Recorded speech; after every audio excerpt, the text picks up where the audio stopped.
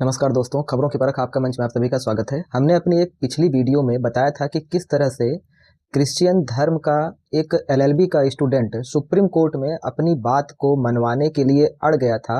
कि अगर कोई भी व्यक्ति जो कि एससी एसटी कास्ट से है, अगर वह हमारे धर्म में आता है तो उसे वही सारी सुविधाएं रिजर्वेशन की मिलेंगी जो उसको अपने धर्म में मिलती थी। और इस बात पर सुप्रीम कोर्ट ने उसे कड़ी फटकार लगाई थी और कहा था कि जाकर के पहले तुम पढ़ाई करो, उसके बाद आकर के बहस करना।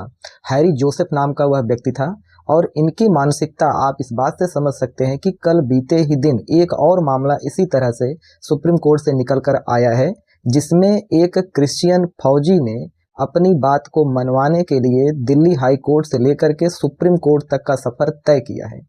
मामला यह है कि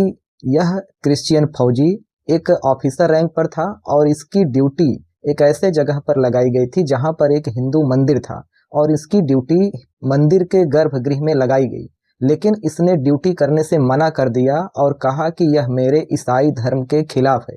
और जब इसे आर्मी से निकाल दिया गया तो इसने एक पिटीशन याचिका लगाई दिल्ली हाई कोर्ट में कि हमको धर्म के आधार पर हमको निकाल दिया गया, जबकि हमारी कोई गलती नहीं थी। लेकिन उस याचिका को दिल्ली हाई कोर्ट ने खारिज कर दिया और फिर इसने सुप्रीम कोर्ट का रुख किया